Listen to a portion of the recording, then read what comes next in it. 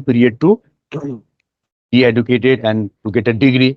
Graduation ले लो 3 years का है, क्लास 12 करना है 2 years करना है, राइट, पोस्ट ग्रेजुएशन करना है 2 years करना है, तो सबका टाइम फ्रेम है, क्योंकि टाइम फ्रेम नहीं रहेगा तो उस पीरियड में या उस टाइम के दौरान में कोई नहीं कर पाएगा, कोई उस तरीके से एग्रेसिवली नहीं लेगा टाइम, ठीक है ना। आज होगा तो कल होगा, कल होगा तो परसों होगा, ऐसा सिचुएशन में चला है, ठीक है ना।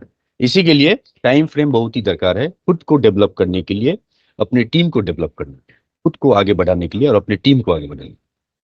तो इसी के लिए जो टाइम फ्रेम है इसको सही से यूटिलाइज करना है टिल 15th, और अपने टीम में इसको सही से एग्रेसिवली ड्राइव लगाना है। तो टिल 15th यदि कोई 1,50,000 बिजनेस करता है तो उनको 5,000 एक्स्ट्रा मिलेगा apart from base commission, right. तो सपोज कोई आईसी यदि 12 ईयर्स का प्रीमियम पेइंग टर्म सेल किया है तो 35% तो नॉर्मली बेस कमीशन हो गया, ठीक है। तो 1.5 लाख ऊपर में 35% देखोगे तो 35,000, 1 लाख ऊपर में प्लस 17,500, तो 52,500 के आसपास रफली आता है, if I am not mistake.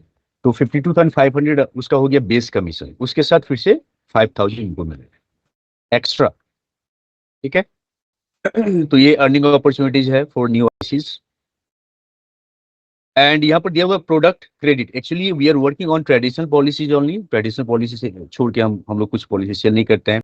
तो ट्रेडिशनल पॉलिसी का जो भी चेक वैल्यू रहेगा उसका 100% यहाँ पर काउंटेड होगा, ठीक है। यदि आप 1 लाख का प्रीमियम चेक उठा रहे हैं तो 1 लाख ही काउंटेड होगा, यदि 2 लाख का प्रीमियम चेक उठा रहे हैं तो उसका 2 लाख ही काउंटेड होगा, राइट।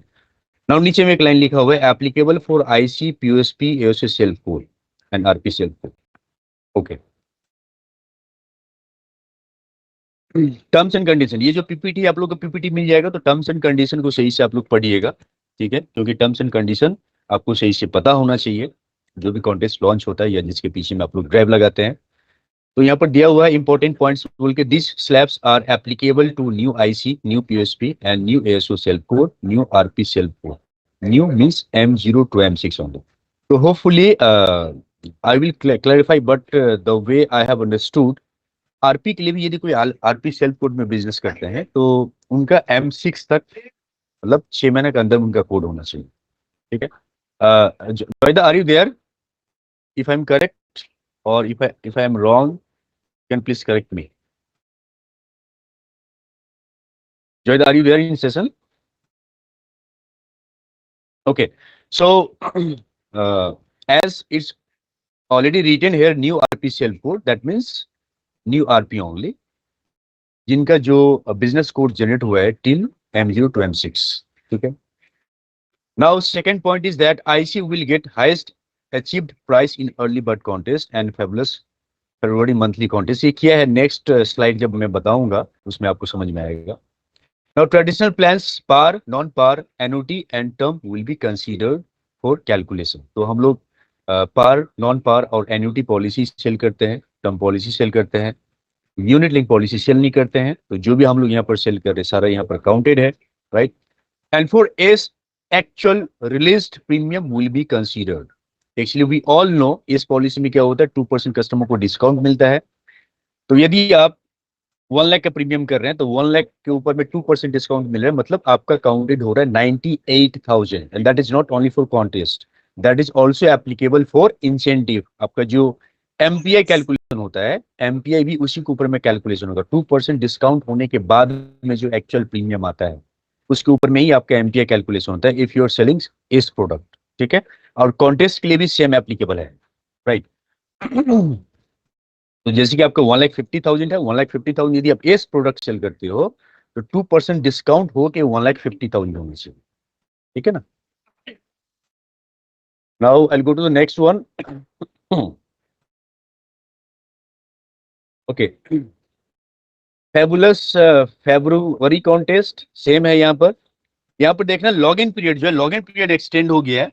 पहले का कॉन्टेस्ट में early bird, hopefully I'm audible, right? PPT is not visible. कहीं नहीं दिख रहा। अच्छा, स्क्रीन नहीं दिख रहा है। अच्छा, रेस्ट ऑफ वन को स्क्रीन दिख रहा है क्या? यदि किसी को दिख रहा है दैट मींस मेरे एंड से प्रॉब्लम नहीं है। Is it visible to rest of you? दिख रहा है ना? Yes, sir. Visible. Yes, sir. Visible screen. Okay okay, सो स्क्रीन तो दिख रहा है, बट हाँ, एक हाँ। Question, I'll take I'll take question lastly, right? Okay, sir. तो यहाँ पर क्या है, ये जो फेबुलस फेब्रुवरी कॉन्टेस्ट है, इसे अर्ली बर्ड में इससे पहले किया था टिल 15th, ये है टिल 29, राइट? तो अर्ली बर्ड यदि किसी से छूट जाता है, हम लोग फर्स्ट ट्राई करेंगे बिंग आईसी फर्स्ट ट्राई करेंगे, एज यहाँ पर इस मीटिंग में आईसीज भी है, तो बिंग आईसी फर्स्ट मेरा काम रहेगा अर्ली बर्ड कॉन्टेस्ट क्वालिफाई करने का। यदि समहाउ किसी भी रीजन से वो कॉन्टेस्ट छूट जाता है, देन फिर से मेरे पास ऑप्शन है सेकंड कॉन्टेस्ट के पीछे ड्राइव लगाने के लिए, दैट इज फेबुलस फेब्रुवरी। और यहाँ पर आपका जो पीरियड है from 1st of Feb to 29th of Feb, ठीक है? और जो इश्यूएंस है टिल 12th of March, मतलब नेक्स्ट मंथ 12th तक। तो इसका क्या है, guys please be muted everyone. इसमें क्या है, आपको 2 लाख, इससे पहले किया था अर्ली बर्ड में 1,50,000, राइट? 1,50,000 में 5,000 था, ठीक है? इसमें क्या है, टिल 29 2 लाख करना है और आपको मिलेगा 4,000। डिस्क्रेडिट किया है, अर्ली बर्ड में मुझे बिजनेस कम करना पड़ रहा है 1,50,000 और अमाउंट मुझे ज्यादा मिल रहा है 5,000, राइट?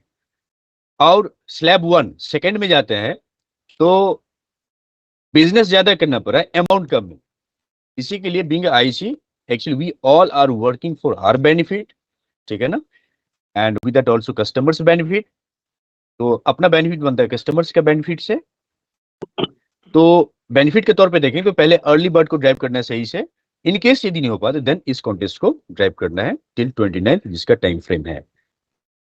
नाउ सेकंड, यहाँ पर दिया 2 लाख ट्रेडिशनल रेटेड एनबी में 4 लाख क्यों नहीं बताया, क्योंकि 4 लाख टोटल रेटेड एनबी, हम लोग तो यूनिक पॉलिसी सेल ही नहीं करते, ओनली ट्रेडिशनल पॉलिसी सेल करते हैं, इसी के लिए इसको 2 लाख ही समझ के चलना है।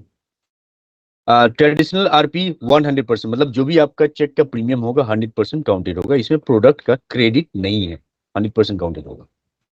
नाउ स्लैब 2 में क्या है, स्लैब 2 में क्या है, टाइम फ्रेम सेम है 1st of Feb to 29th of Feb और इश्यूएंस का भी डेट सेम है 12th of March। बट इसमें क्या है, यदि आप 4 लाख करते हो तो 4 लाख करने से आपका अमाउंट हो जाता है 16,000। देखो यहाँ पर बेसिकली जो हम लोग रिटेल में काम करते हैं आईसी के ऊपर में, उन लोगों को 3 लाख का बिजनेस करना ही होता है, तो 3 लाख के लिए वैसे ही वो लोग ड्राइव लगाते हैं उसके साथ में। और वो लोग यदि 4 लाख के लिए ड्राइव लगाते हैं, 1 लाख एक्स्ट्रा करना है, तो 35% जो बेस कमीशन मिलता है उसके साथ में उनको 16,000 एक्स्ट्रा मिल रहा है। इसका मतलब क्या, 4 लाख का 16,000 मतलब 4% एक्स्ट्रा मिल रहा है। 35% तो बेस कमीशन है प्लस 4%, कितना हो गया 39%, राइट? 39% उसको मिल रहा है एक्चुअली, तो 16,000 उनको मिलेगा। Now, At second stage, hello, excuse me. yes, At second stage, is it applicable for all RPs, na?